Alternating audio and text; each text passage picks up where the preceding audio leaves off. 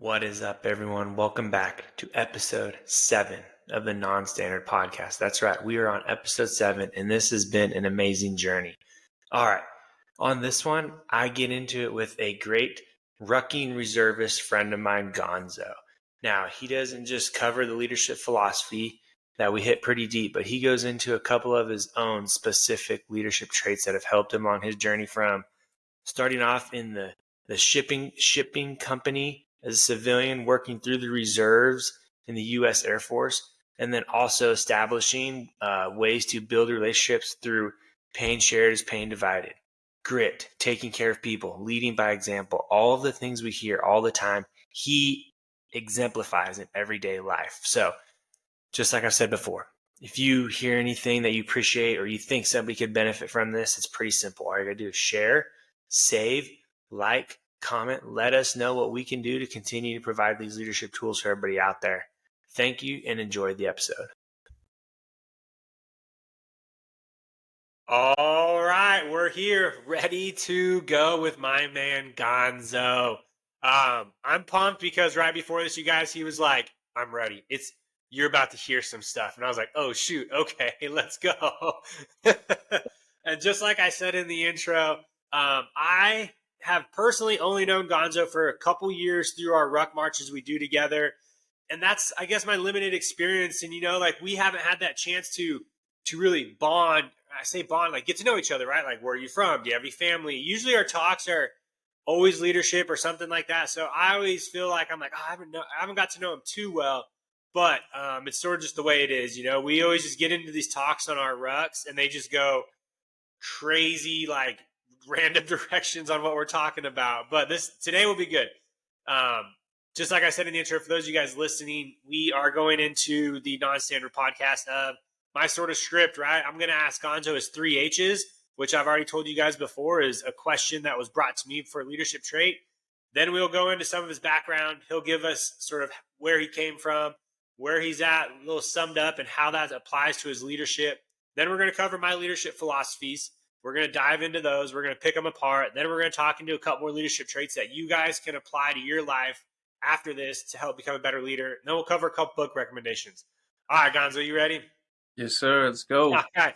So the 3 H's: hometown, heroes, and one hardship. Where are you from? Or what do you call home? That's a great question. So I grew up military. Obviously, my family's all from Texas for the most part. I was born south of San Antonio, a little town, blinking light. You blink, you miss it. Karn City. And then I was born, and then my dad joined. We took off, and yeah, that was that. So, but I guess right now, my parents just recently moved to the outskirts, so all my family's out in Kerrville, Comfort, near San Antonio. So I guess that's home now, wherever the wind blows me. So, as far as heroes, I mean, again, kind of like Columbo, I like the underdog stories, but just to hit home, I would say my parents. And as a child, you don't really see a lot of the behind the scenes stuff. Yeah.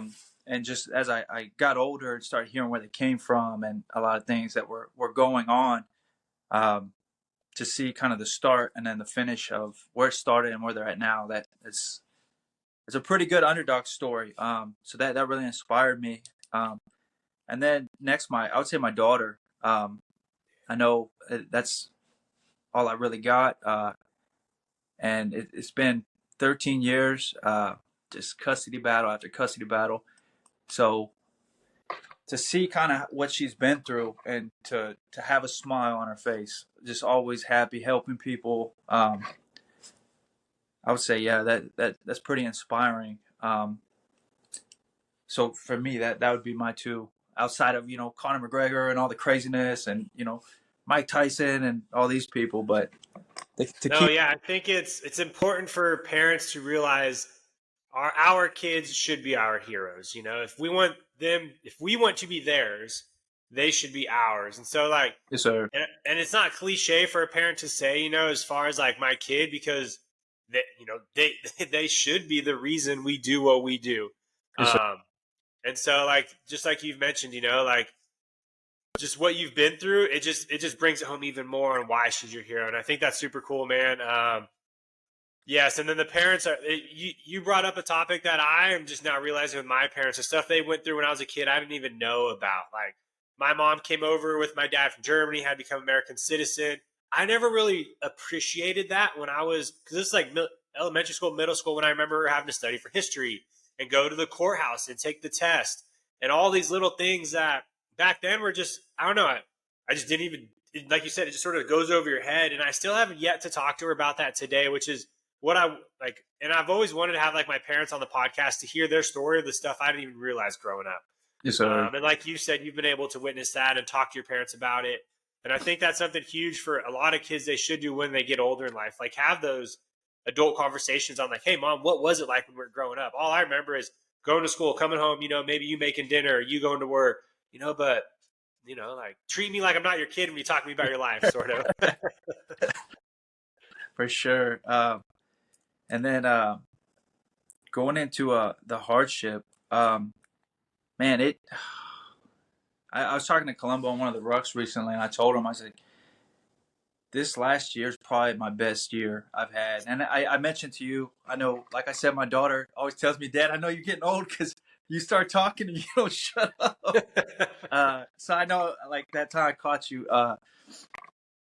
it just, so previously, I'd say the last, 10 to 15 years were just trial, tribulation. And, you would fall down the mountain, like the scene in the movie, you fall down the mountain and then you land on the branch. You're like, oh, thank God it stopped me. And then the branch snaps and you go back to plummeting down. But the one that sticks out, and I don't really talk about it. I would say trusting the wrong people.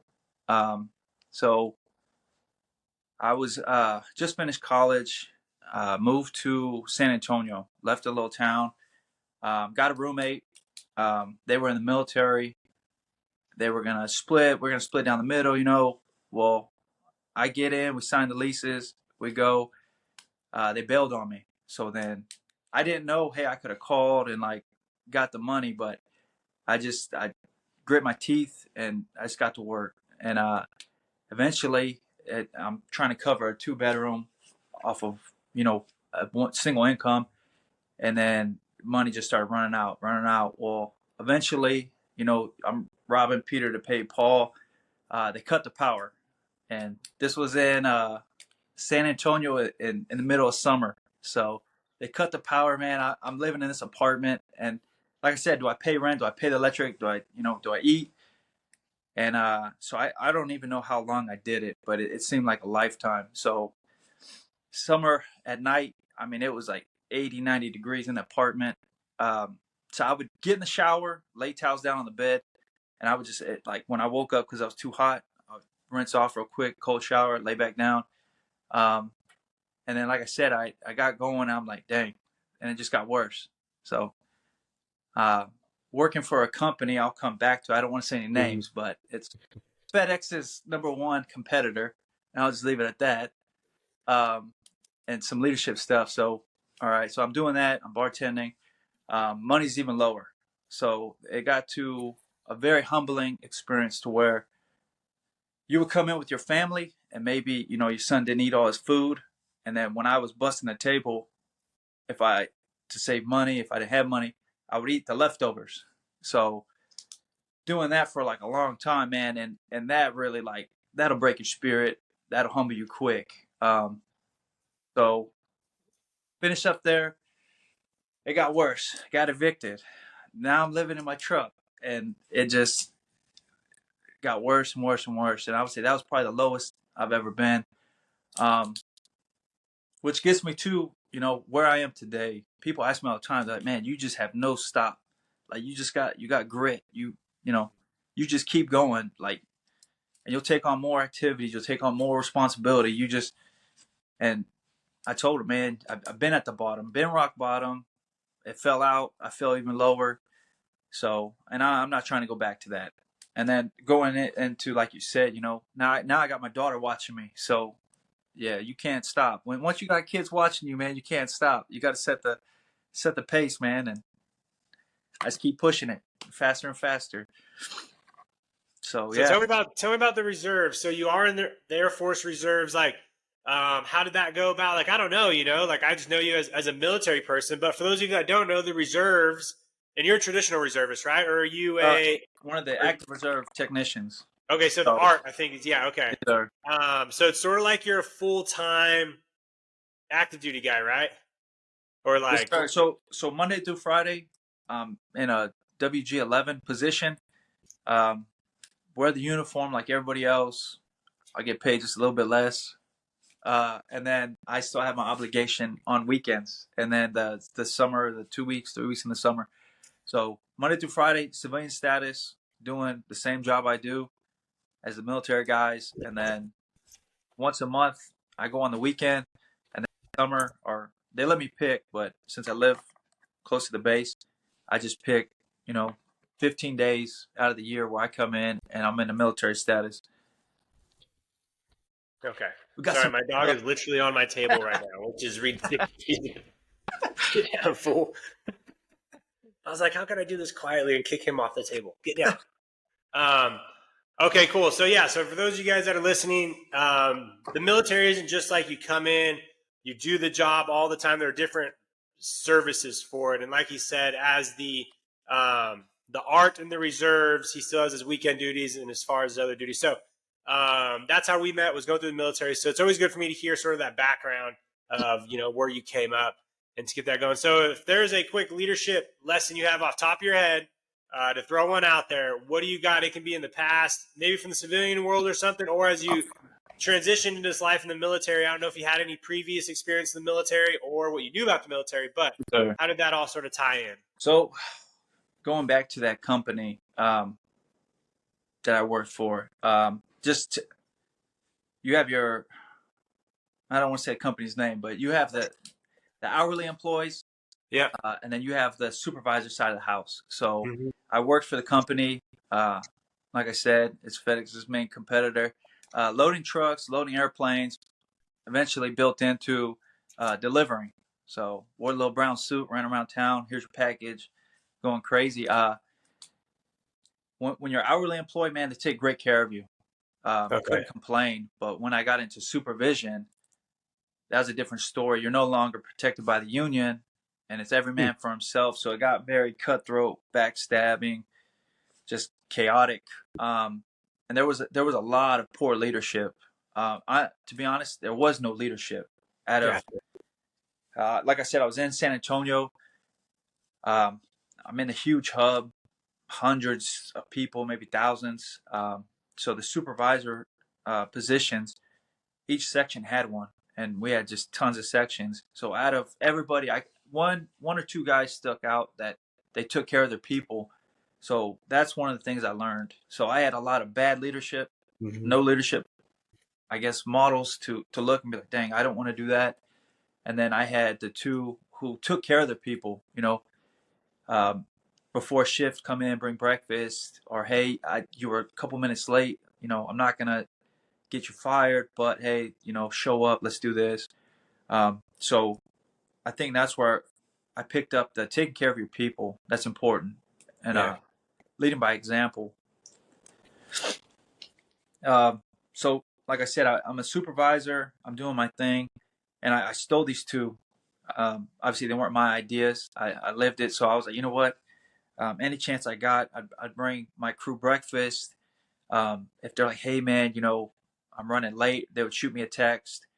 And then leading by example, we would be getting slammed. And as a supervisor, you're not supposed to do labor.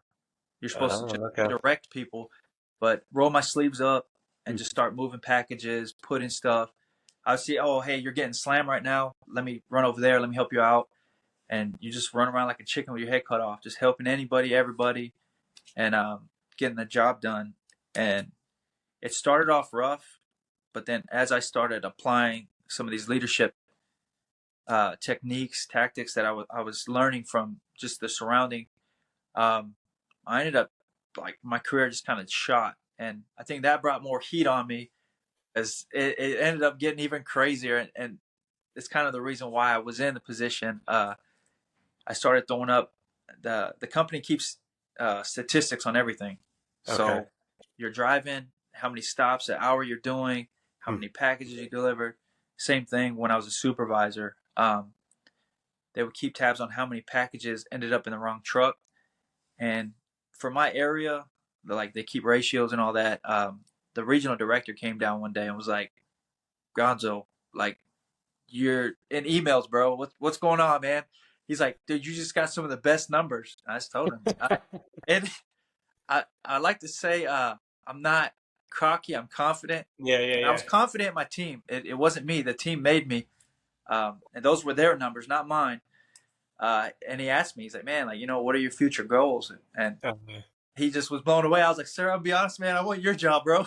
He was like, he told me, he was like, Hey. dude, nobody's ever told me that. And I was like, well, I'm not everybody. I told him, I was like, what they want to be full time. He said, everybody always said, I just want to be full time. And I told him, I said, you know what? Well, as you drive in, man, McDonald's, there's a sign outside hiring full time. You want to go full time? There's McDonald's, man. I told him, I was like, I just want my name on the building. I want your position. I'm just driven, man. I got to be successful. So it blew him away. He was just like, this. But all the other supervisors and management, I guess they didn't like that. And then that kind of kicked off Oh, yeah.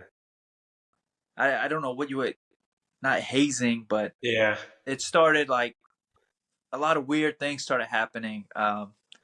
So as like volume was coming in, we were getting like wrong packages, or Mm. if I was getting hit real hard, I'd be like, hey, we need help. Um, and they wouldn't send it. And then I would send, hey, I was like, hey, Columbo, hey, go check on the other sections. And they're like, bro, they're on break, man. One dude's laying down taking a nap, Yeah. and I'm getting hit hard. I was like, you know what? I was like, that's cool, man. We're gonna make it happen. And you know what we did? But and then it came to a point where I mysteriously was removed from direct deposit somehow. Hmm. And I was like, oh man, cool. And I just quit getting paid. So I was like, man, you know what? I went like 2-3 months without getting paid. Called HR, and they just couldn't figure it out. And it took like, I think once I left, I turned my badge in. I was like, you know what? You guys could kick rocks. It took me over a year to get my checks. Oh, wow. Yeah, so I love the drivers, the loaders. Yeah. They all work hard, but they left a bad taste. So Hmm. as far as management, they can go kick rocks. Well, cool. Thanks. I appreciate that story. Yeah. It's cool to see, because obviously I've been in the military my whole life, right? After high school, I've only seen the military side of like leadership. How do we lead? And so it's always interesting to hear in other jobs out there, how is leadership taught, right? Is it a class, or do they have core values written on a wall? Sounds like in your example, it's, what you saw other supervisors do that were doing better. Sure. And that leads me right into my leadership philosophy. So I think I've preached it to you before, but the way I came up with this is in a class you have to take to become a math, or when you put on major in the Air Force, it's just another school you go through. One of the courses is a leadership course, and it asks you, hey, if you were to take command and you were to pitch like your leadership style to the previous commander, what would you say in less than 2 minutes? So I came up with 4 quick statements that I would pitch, and I love it to this day. And it's lead by example in all we do. Be selfless. To be selfless, you have to be selfish. Build relationships based off trust and care, and challenge the road in front of you by getting comfortable, being uncomfortable. Things we hear a lot. You've already mentioned lead by example.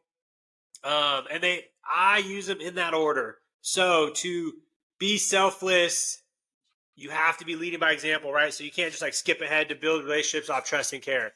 Because I don't expect to be able to build relationships off trust and care if I'm not taking care of myself first. They will not trust me. They will not care, the people below me or above me, if I'm not taking care of myself. And so that's why it sort of goes in that order. So with that being said, you look at that. How have you ever heard of a leadership philosophy before? What do you take from it? Just kind of what we've talked about. And I know you walk in buildings and they've got like their little phrases and stuff, but someone actually applying it is kind of rare to see in civilian side. Mm-hmm. So kind of working with Columbus, like seeing it in action, I guess you'd say. Yeah. that's kind of where I pick it up. Because what's the saying? Money talks, BS walks. Yeah, Um, or like actions. yeah, actions speak louder than words, Yeah, kind of thing. yeah, yeah. So for me, man, it's just getting in, getting my hands dirty, and getting physical. Um, that's kind of how I learned that. Because like in theory, that's great and all, but actually applying it and saying like, oh, hey, this actually works. For me, that's kind of my philosophy. So I don't read too many books and all that, but kind of stealing it. Like obviously, it's not an original idea for me. It's just picking up, from you, from Colombo, from other leaders who I kind of mimic. Yeah, and that's what I want people to understand. Leadership isn't something we come up on our own. Like these four things that I have come up from my philosophy are not new. I have procured most of those from First Form, the company I work for on the side, because they have Sure. established those. They have shown it works. I follow a lot of them. I'm good friends with them, and I have seen it, as well. And that's what I want people to learn. Leadership is primarily borrowed. We Yes, steal sir. what works for us to use it in any situation, because I want people to know leadership isn't a one skill trait. I can't take leadership the way I lead Rad and go to another job and use the same leadership Yes, traits sir. there. I have to be able to dig around and go, all right, this job is requiring me not to be so assertive in my leadership, but to sit back and let these senior NCOs lead while I watch and manage some things. Or, hey, this job is not going to be really good for, I don't know, feedback all the time because they have to learn from their mistakes.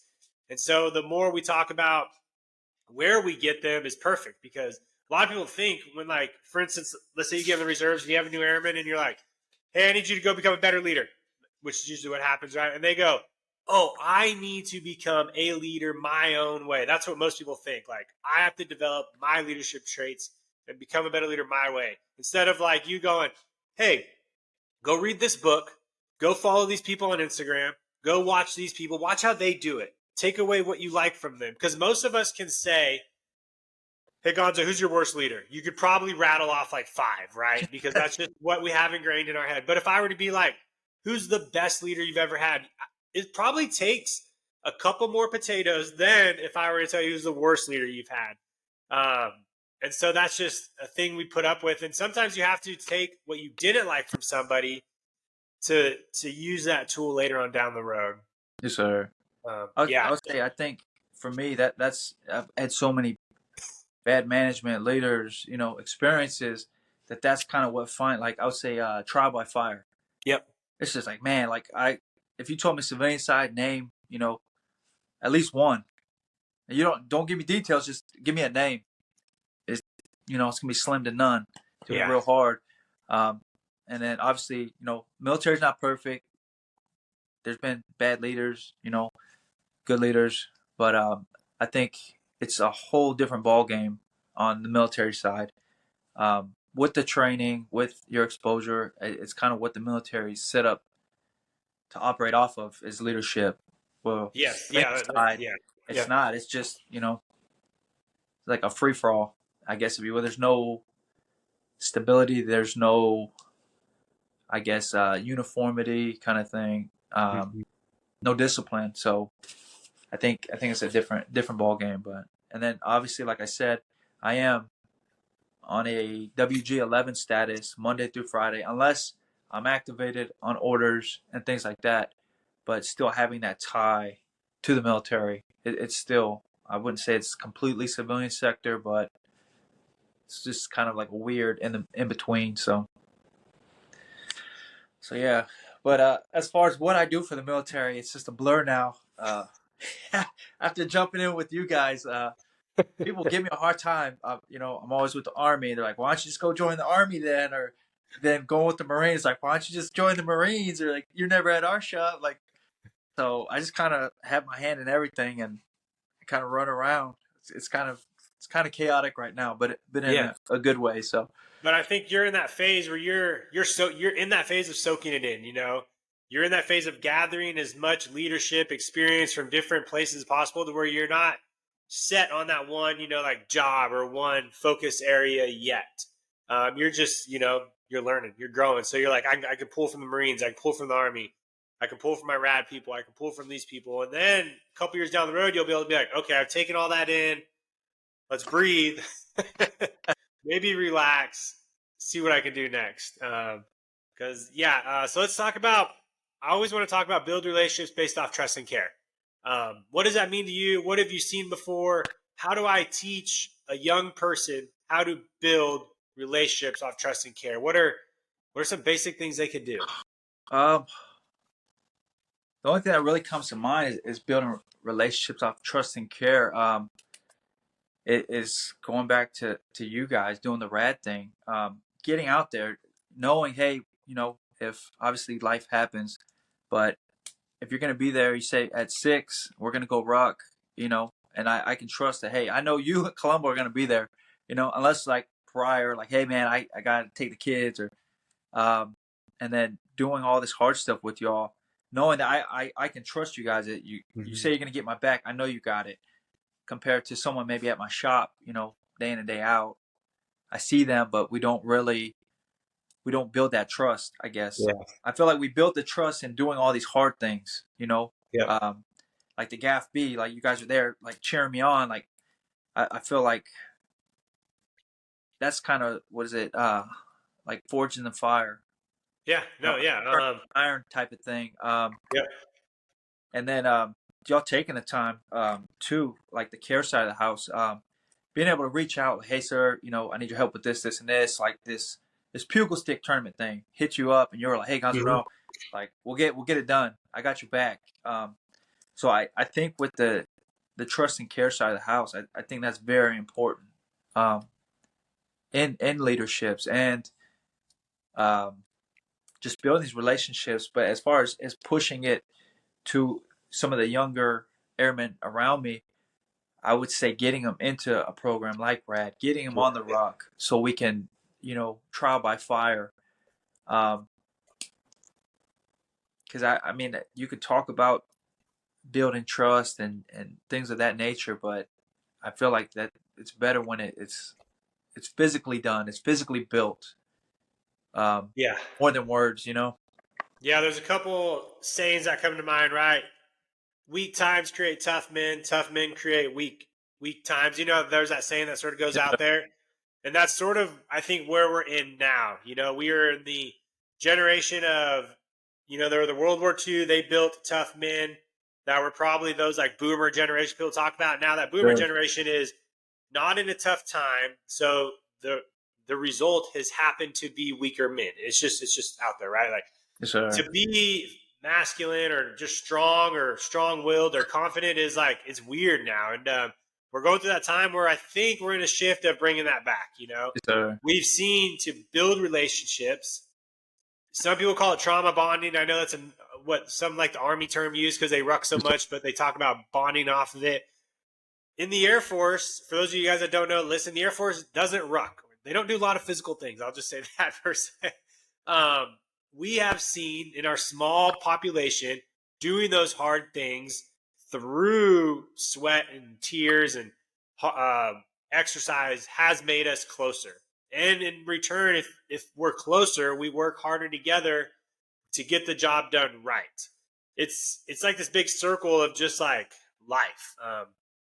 And a lot of experienced leaders have a hard time when they go to a new place to build relationships because, one, they just don't have a lot of time, and two, they think those relationships are already built through like the lower level. Let's say you get a new commander in your squadron. They go, hey, I'm going to try to make my way around to see you guys, to get to know you. And most of us probably just like, sure, yeah, whatever. They say this all the time. They'll come by maybe and be like, hey, guys, how's it going? Good to see y'all. I've heard you guys do great things. You're like, oh, yeah, cool, whatever. Let me just get back to work. But then I usually challenge commanders to build relationships they didn't know what you went through, which is sort of like egotistic, right? Like, I'm not telling people to go to a workplace and talk about themselves, but they have to talk about where they struggled, because the airmen want to hear where you struggled. Too many times we get commanders come in and they're like, here's my career. I did this, I did that, and now I'm here as commander. And you're like, cool, dude, you had it pretty good. Okay, right? Like, sweet. You're a commander. Okay. But if I were to flip it and walk into a shop and be like, hey Gonzo, how's it going, man? And you're just normally like, oh, it's going good, sir. Like normal response, right? Oh, okay. And then I'm like, man, I remember when I was having to do a shift like this, and I was having to take my kids to school and make my meals and try to get 100 on my PT test, and I failed a couple times, but then I bounced back, and then I did this, and I got airman of the quarter, and then you're just like, oh, he is sort of like us, or oh, he had to work hard, to do these things. That right there is a subtle way to build relationships because you're showing them your struggles. It's not a sympathy party, which people think we're trying to do. It's not. It's just struggling is a way to build relationships. Yes, sir. To share No, your struggles because a lot of people just don't. They overgloss what we've done good. Like if I were to go into your shop and be like, "Hey, Gonzo, how's it going?" and you're like, "Oh, it's good." I'm like, "Oh yeah, hey man, I just got 100 on my PT test. I just got well," and you're like, "Cool, I don't care." Like, but if I can express to you how I battled through it, what struggles I had to go to get there, it shows you like, oh, he's led by example. He's been selfless because he had to take care of himself. He's built those relationships through those hard times. And now those people are going to, leading to my fourth one, do uncomfortable things by challenging the road in front of them, which in hindsight is to imply if my airmen are comfortable working hard for me, or they are comfortable pushing themselves because they know I could do it. They know I've done it before. They know they can't let me down because I care for them. They will start doing different things to make the workplace better. And I think of this as like the new way to say innovative, right? Without saying innovative. Challenge the road in front of you. Go into your workshop and be like, what can I do different to make the place better? Oh, I can do this, but my supervisor says I can't because it's never been done, or the TO says this. I'm going to get uncomfortable now, sir, and challenge you because it can be done better. And that's how they sort of all stack into each other to lead into that last one. But yeah, you have any insight on that, or what do you think? no, I agree 100%. And kind of how you finished up there. It's funny because, like you said, we've known each other for a couple years now, and I started doing all these hard events, and that's kind of how I built these relationships. Going with the Army, and they're like, this Air Force guy thinks he can hang with us, and then yeah, it might not be pretty. I might not finish, first place, but getting done, and then same thing with the Marines, and going with you. Um, I feel like that carried over. I started doing all the hard Yeah. physical things, and it changed the mindset, and it got me kind of in a position right now where I pulled a couple guys from the shop, and sometimes they pull me, and we're hitting the gym, we're doing all this extra physical hard stuff, and it kind of Hey. sparks kind of I don't again the innovative side Yeah. where we're like, hey, at the shop, if we change this, it's going to make it easier. If we do this over here, it's going to benefit. And we started, I guess, more on the academic side, I guess, if you will, Yeah. Yep. making the changes. So the innovation and stuff like that. So yeah, no, I agree with your four completely. And again, going off of living it, I mean, it's working for me. I'm applying it. I'm living it right now, and it's paying off.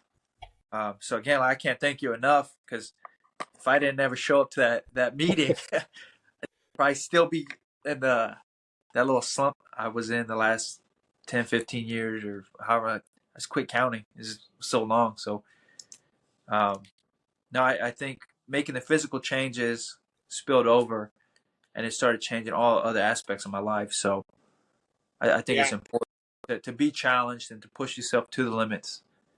I think that's very important. Yeah. And one of the ways I look at it now, you say it like that, which is good to hear other people say is if I want to change the Air Force, I can't change the Air Force. I need to change people in the Air Force, and the Air Force will change. Like that is my goal, right?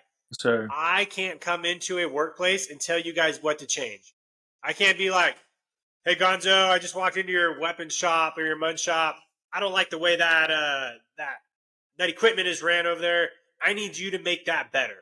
You're gonna be like, that's not gonna happen. But if I can motivate you to be better, like just like you said, you to do hard things, you to challenge yourself. In return, you'll find other things to challenge you, which are probably gonna be in the workplace. And then in the long run, that thing I didn't like without me telling you is gonna get taken care of. And that's where I think we lose a lot of the way the military directs change. the higher ups are telling us to change something, not change the things that are in control of that thing. Like if the higher ups in the military were just to be like, I need every airman to be the best version of themselves. Go work hard, go exercise, go live a healthier lifestyle. If I just told you that, there are probably a lot of other things in the Air Force that are going to change because of that. Yes, those leaders are not going to get the credit for it, which is why they tell us to direct specific change, right? Because they want the credit, they want the big win. I don't care about the big win because later on that win's going to get solved no matter what, who does it. I don't have to be the one to do it. If I know I left better people there than when I got there, that change is going to get done. And that's why I'm a huge component of when people take over, they shouldn't give a list of priorities that we see in the military tradition. It should be a list of philosophies on how to become a better person and be a better leader. And in return, that's going to get the wheels spinning on changing things that are broke. Yes, sir. And going back to how you said earlier, tough times create tough men.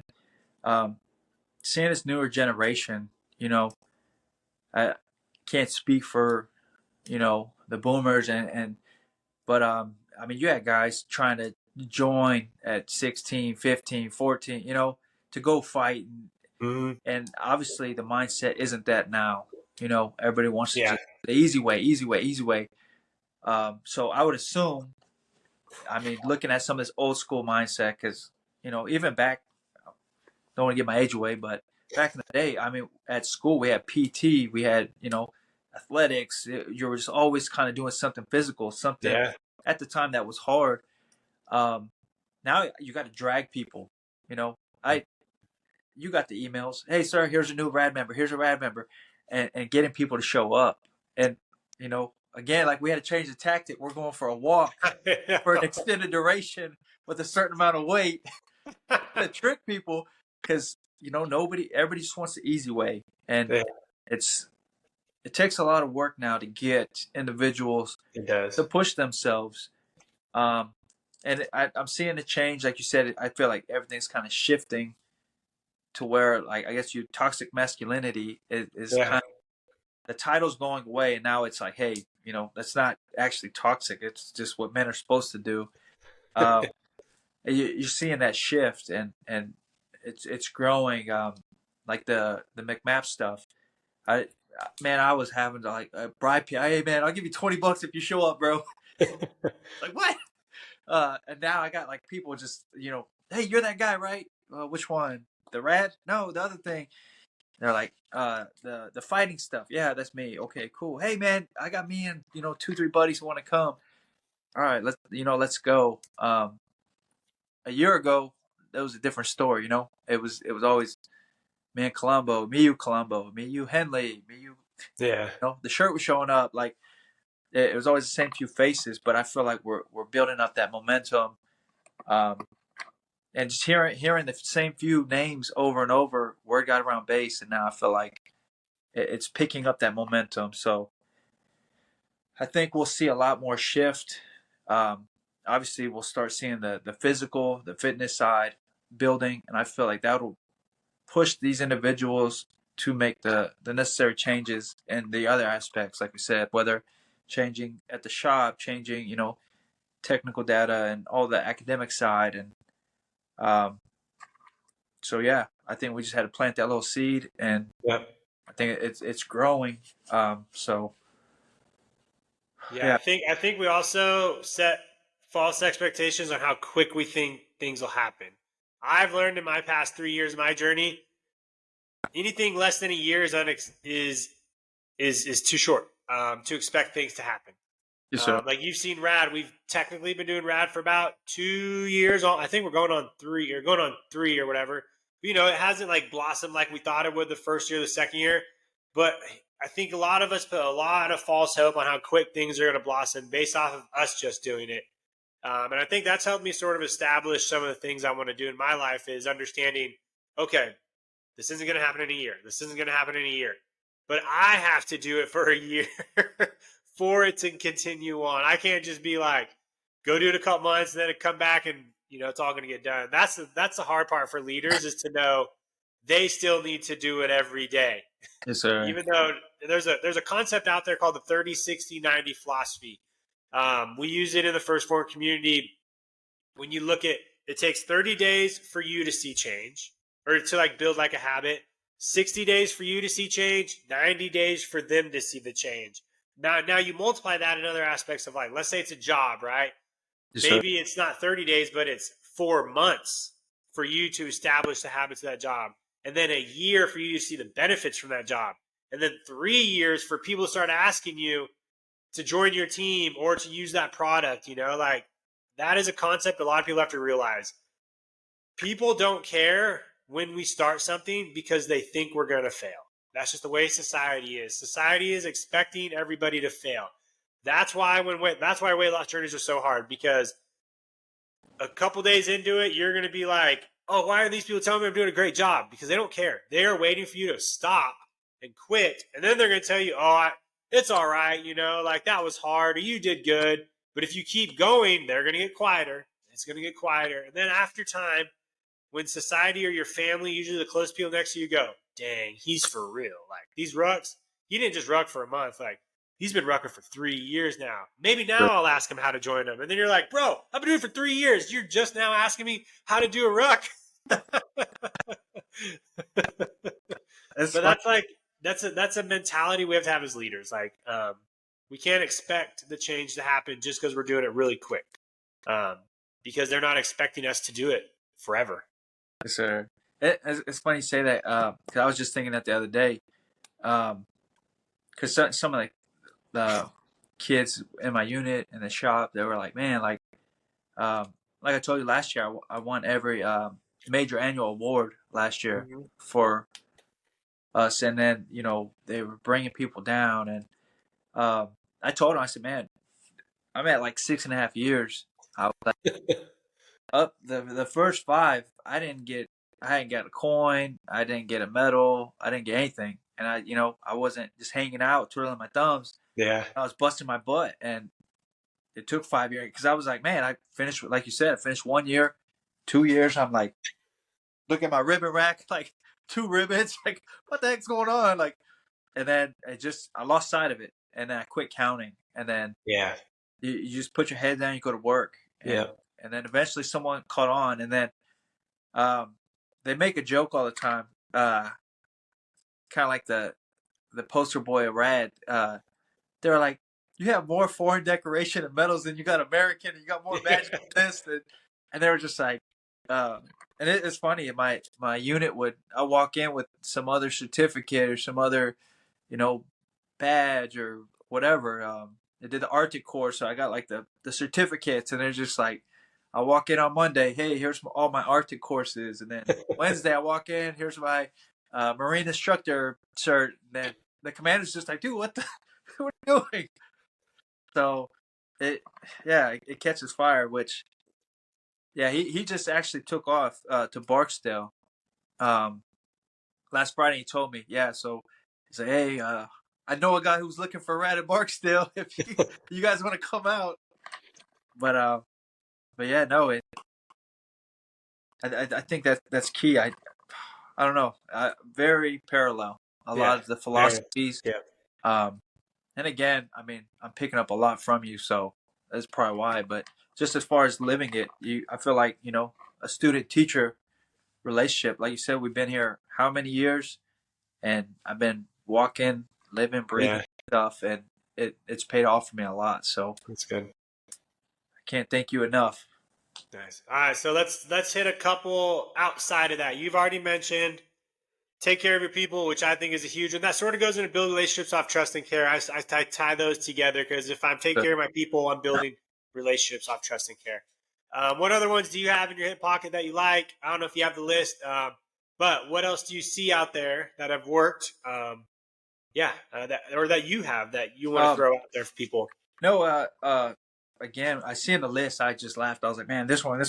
Yeah, I know. But I looked it over once more before we started, and I don't know how I missed this, but being able to act when stressed. Yeah. I think that's very important because I would say in a leadership position, whether it's at Rad, doing a Rad event, or at your shop, and you've got whether it's soldiers, Marines, sailors, airmen, whoever's working under you. Um, Obviously, you're in a leadership position. It's going to be stressful. Mm-hmm. So making sure, I was actually just in a course yesterday, and some of the pilots were saying like the airmen come up and something went wrong on the flight, something didn't work, and they were getting graded, and now they got marked bad, and they get off, and they're just like chewing this kid out, man. And it wasn't a kid, so not just saving face, but I think being able to make decisions under pressure in a stressful environment is key. Um, and then having that stress, but not taking it out on your team. Whether you got stuff going on at home or at work and home, Mm-hmm. showing up to the right event and not taking it out. Hey, hey, Captain, why are you running so slow? Columbo, you didn't do that many push-ups. Just knowing, hey, everything's going to work out. It's going to be okay. It might be hard right now, but keeping calm in the storm, I think that's key. And then again, you never know who's watching. So Yeah. if you're calm in the storm, and obviously you might be freaking out on the inside, but people seeing that, like, man, this guy's unfazed. Like, what's he doing? What's that? I want to mimic that. I think that's a very important um, trait, and Yeah, that and I I'll like. add on to that in a couple areas. One, as parents, right? It's hard for us not to show our stressful times in front of our kids. Like, I read tons of quotes that's like, to have a healthy relationship with your kid, or get them to just say, "Don't show them you're frustrated." I'm like, bro, how hard it is not to show I'm frustrated at my kid. Like, I'm trying. I know it works if I don't show it, but he's my kid. um, but then also I look at it. So the Air Force is very known to have flyers or aviators in the very highest leadership position. Now, as a leader myself, I always question why. Why do we have people who lead a smaller group throughout their career than jobs in the Air Force that lead a lot of people, like a security force officer or a FSS officer? Like, why don't they progress higher in the military? Because they have been leading their whole career. Airmen, flyers do not lead a lot of people right away, right? We focus on the plane, we focus on the mission, and then we sort of move into those as senior captains or majors. But then it hits exactly why, and you said it, because flyers or aviators can usually make those stressful decisions, or those decisions in stressful situations, more accurately, more confidently than those who have not been put in stressful situations. And that's where I see the trade-off coming for why fighter pilots or generals in the military, right? Because they've been stressed a lot in their job, one-on-one, going into situations where they could die, right? Or have to be put in an emergency and make split decisions on time without freaking out. And so like that's the pros and cons right there. But that's usually what the limb fact is. Like, as I try to cross train into this next job, that is one of the key things for these leaders: making decisions in stressful times. You can't. It is hard to teach though too. Like if I were to tell a young airman, "Hey, I'm going to go stress you out today and see how you do running this task. I'm going to stand over your shoulder." They won't know how they react unless it happens. It's It's definitely a tough one to teach as well. and going back to again, like the trial by fire, I feel like that's kind of fine tune this for me, is doing these events and going, and you don't have time to, like, well, obviously rucking, you have plenty of time to think, but like you're focused on the mission, and then like the GAF-B, the McMap, like fine tuning that. And it's funny you say that. I think too that came up in the class, and I think you just hit the nail on the head. I got to go with some of the pilots and see what behind the scenes, because beforehand, man, I thought you guys were just like driving motorcycles, talking to hot chicks, Tom Oh, like you got Cruising to go it. see Like, like the mission planning and all that stuff, and oh man, yeah, I was just like, yeah, man, you guys got it easy. You just walk out, your hair blowing in the wind, cool sunglasses, jump into the aircraft, like shoot 100 missiles, shoot down all these MiGs, and like fly home, like carry the American flag. So I go into the whole start to finish, and I was like, nice. oh my god, like the planning, and like just to see how I'm talking in depth, like every little detail, and it was just hours and hours and hours of planning. and then you're building packets, and a lot of it was on the fly. And these were student pilots, so the evaluators were like, "Oh, curveball! Now you got Oh to yeah. make a decision. This change, go." And then they're just on the fly, and I was just like, "Oh my god!" And then they flew for 6 hours, but it took like 2 days, Yeah. like 16-hour days back to back. So just to see that, I was like, man. So, and it does make sense. Um, I know I threw out like trial by fire and make, but coming down to making decisions under stress is key, and I think that's another thing that builds great leaders. Um, and then I know I mentioned my other one, but again, going back to grit, um, in the military, I would say I think the Air Force has gotten a lot softer. Not that it was ever like hardcore, Yeah. um, but operators, um, you as a SEER instructor, you lived it. Yeah. Um, it's very you had to have some grit, because I'm sure they weren't like, hey, let me just be super nice to you while we're doing a smoke session. No, they were in your face. You know, you couldn't get your feelings hurt. You had to bite the bullet. You had to do all the hard stuff. Listen to them like ridicule you, belittle you.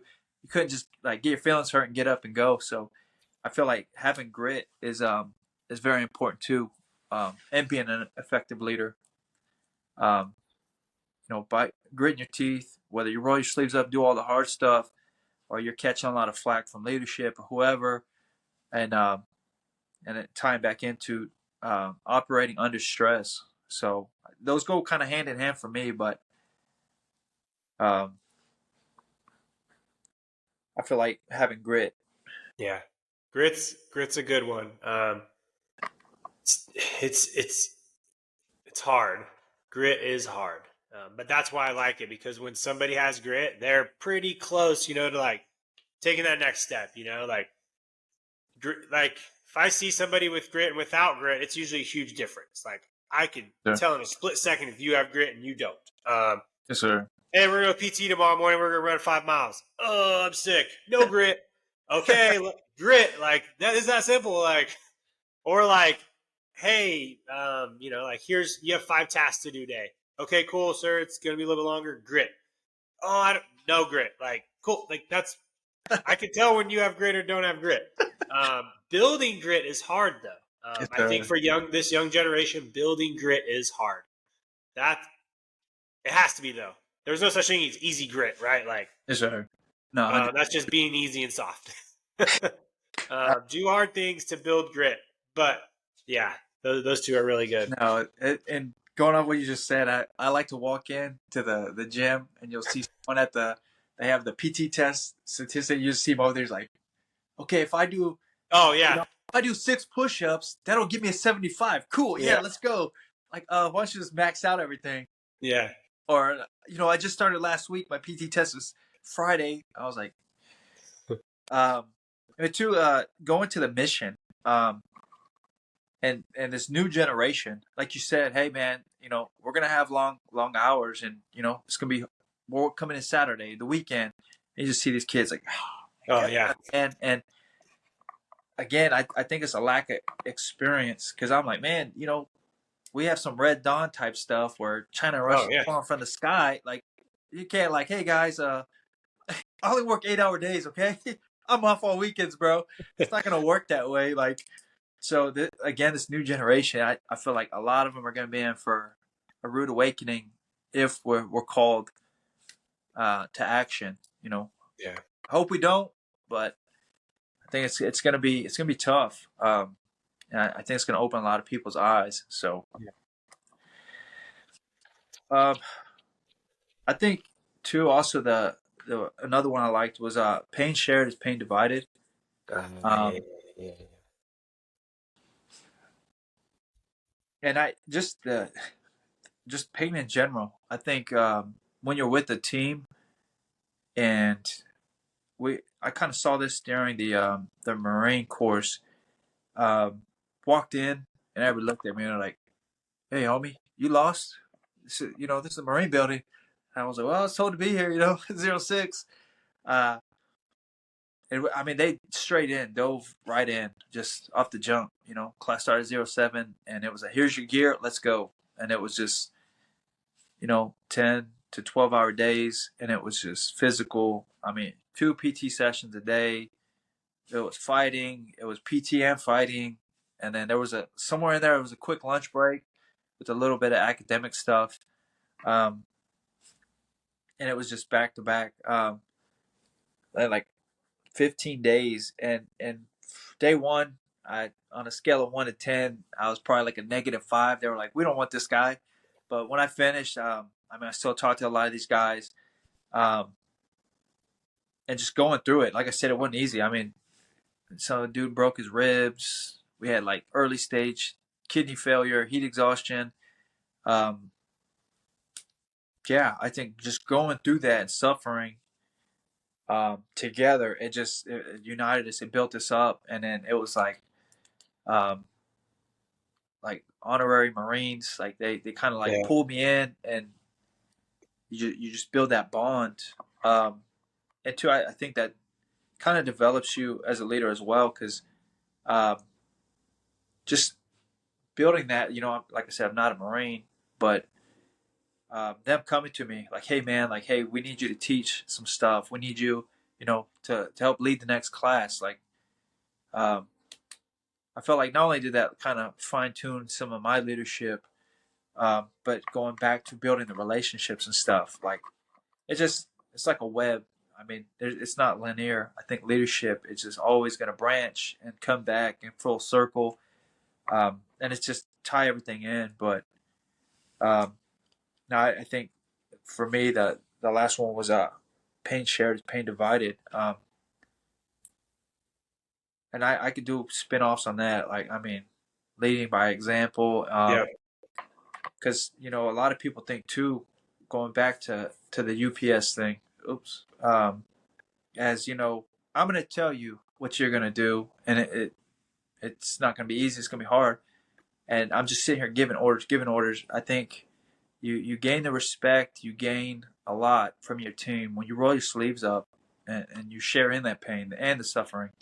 Um, yeah, because like I said, I was taking care of my guys, but once I rolled my sleeves up and I was helping move stuff and taking that risk, because at any point in time, they could have filed a grievance on me, and there's financial compensation.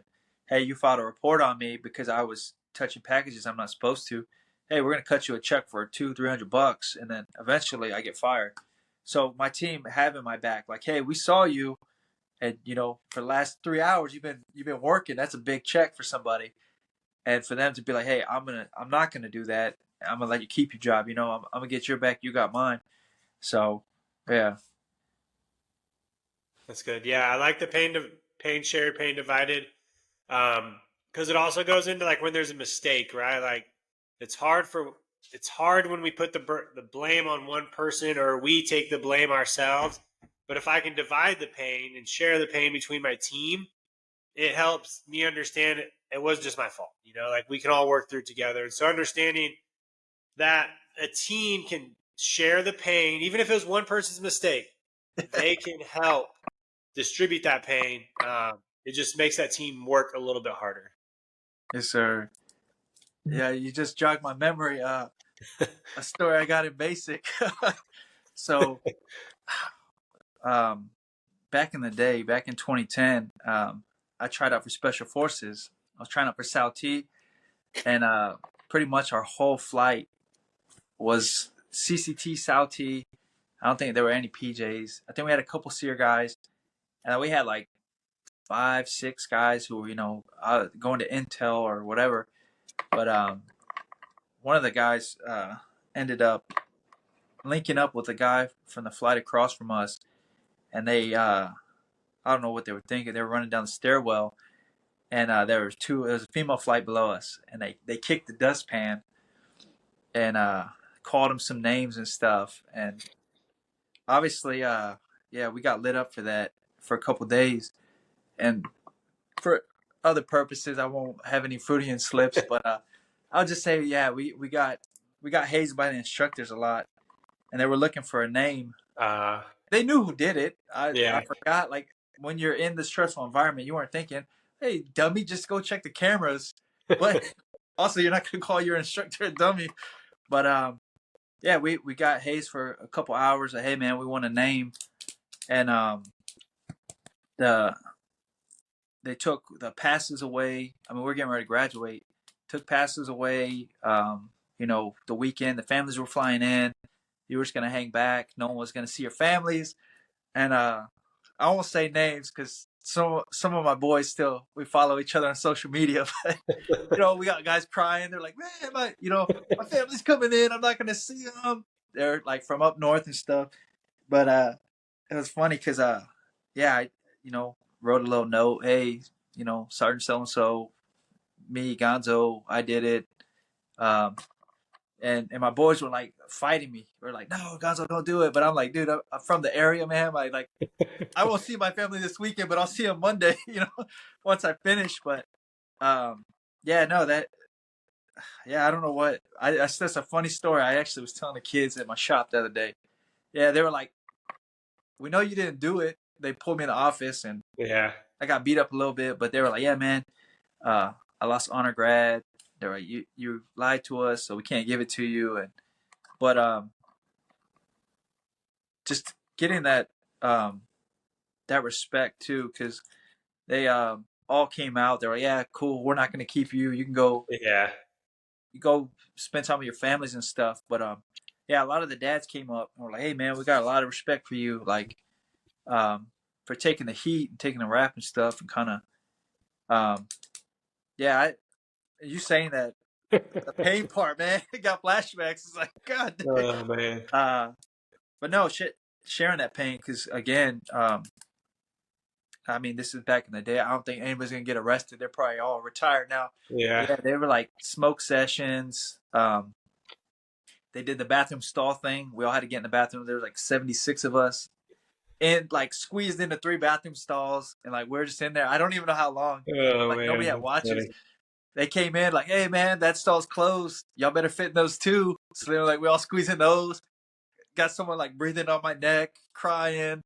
Like it was just chaos. But Uh, yeah, no, you share that pain. Yeah, I don't know, it just changes you. It yeah. builds a team and take a bullet for your people. Hmm. Um, I'm sure you got plenty of those stories too. Just a But couple. I'm just getting old, man. Like I said, my daughter will call me in a minute. Dad, you're keeping him too long. The podcast's over, bro. Like, I still got 10 seconds.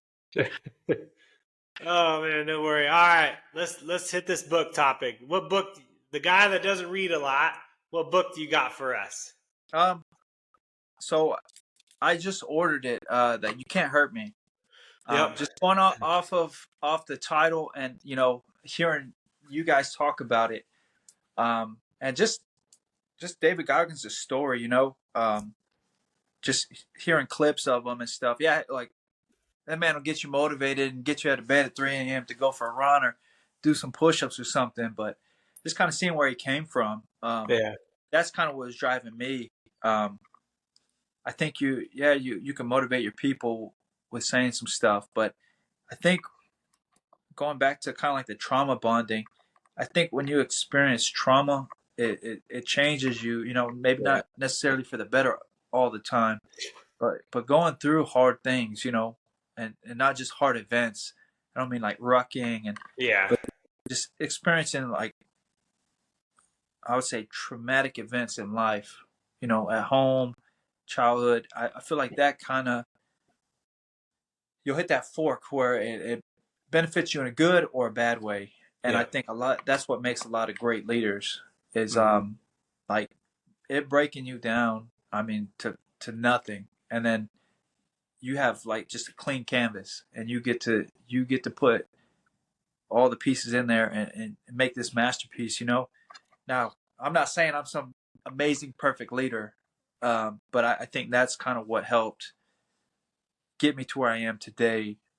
Is going through a lot of those hard things in life. Um, so that's kind of what's driving. So I haven't read the book yet. I did do a lot of research and hear the stories from you guys sharing. So I'm looking forward to that. Um, Yeah, a lot of people don't know Goggins' past with how big he is on social media, right? They only see the stuff now. Like when I read his book, I was like, props. Like there's yeah, a reason. Like when you read his book, you appreciate what he does. There's a lot of people that just think he's crazy, just like full of himself. When you yeah, read his book, you're like, do it. Make those videos, call those people out because those people just don't know what he did either because they haven't read his book. They just see his videos and think that's what he's had his whole life is that physique, that drive. They don't know the hardships he's been through that have molded him. yes, sir. So that's my recent what I'm looking forward to. But it's been some time. I had a college professor give me a book on Carlos Hathcock. Before this was Vietnam. This was before Chris Kyle. Before Chris Kyle, he was the deadliest sniper, and Yeah. it was obviously not him writing it. But they took a bunch of his stories, and that's another like he did. He grew up in the country. He didn't have a bad childhood, I guess, but seeing what he was going through in Vietnam, like that too, that inspired. He was a Marine, so that inspired a lot of the Marines. Um, and just seeing some of his missions. I know they also had it on TV. I think like the History Channel, the Military Channel did some stuff on that. So it wasn't necessarily like a motivational, but as a leader, like Yeah. seeing and and I mean you could walk it and talk it, and this man was living, breathing. Um, so that for me that was one I have read that kind Okay. that'll get you going as well. But Nice. Yeah, the book I got is I haven't read it yet. It's on my next book after I finish this one on Napoleon. It's called The Book on Mental Toughness. It's Andy Frisella's new book. So just like Andy Frisella is the CEO of First Form, created 75 Hard. His first book was 75 Hard. Good book. Well, he just dropped this book in January, and he is huge on mental toughness. And that's why I'm looking forward to reading it. It has the whole 75 uh, Hard program in there, which is nice. It breaks that down. But I'm excited to sort of recage my mental toughness again, see how I can make it tougher. so, And so that's the book I'm getting ready to read. I believe there are different types of books we can read out there, books that you can take applicable skills and add them to life right away, like habits. Like those are great books to read because you can take them and change your habits. Or like stories, right? Like the Carlos Hathcock, Napoleon, you can learn from those experiences. And so those are like the two genres of books I like to read. One's on stories of people that have done it, like Goggins, or Napoleon, or all these other books I've read tells their jersey. And then the ones I can take right away, like Jocko's Tactics and Techniques book, where I can just pull them back, taking that today, and I'm going to apply it at work right now.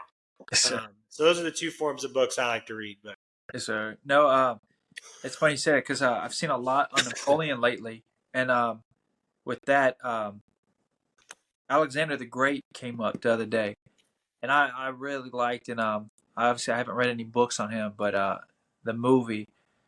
But his biggest philosophy is winning the hearts of your men before conquering any lands and conquering and just seeing history in that. I think that's key is building again that relationship with your people because yeah, like I said in the past civilian side, if you could win the hearts of your people, I mean I.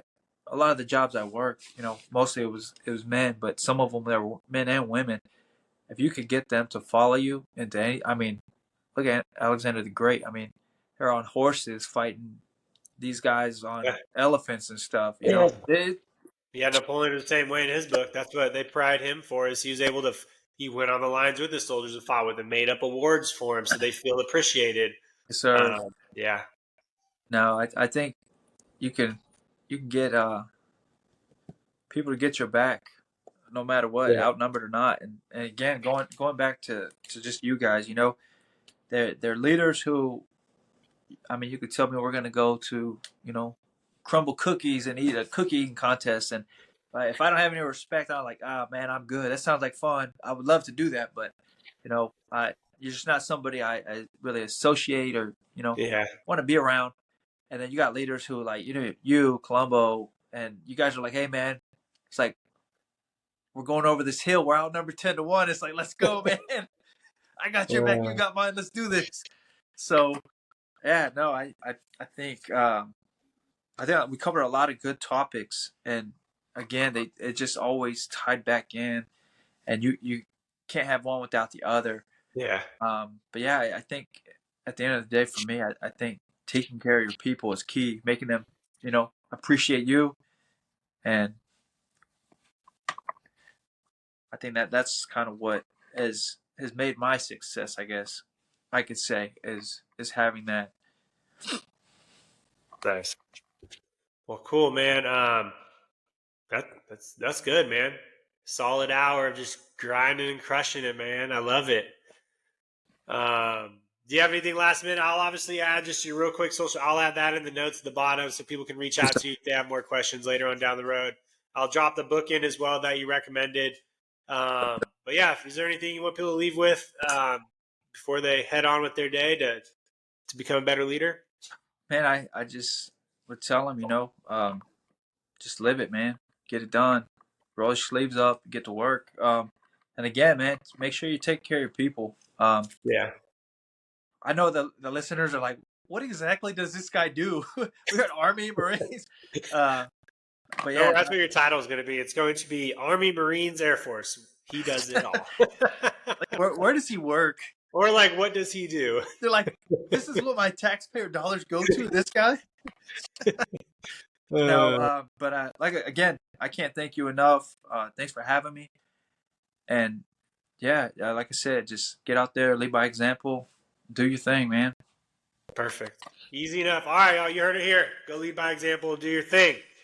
Thanks, Gonzo. Thank you, sir. Appreciate you. Yep.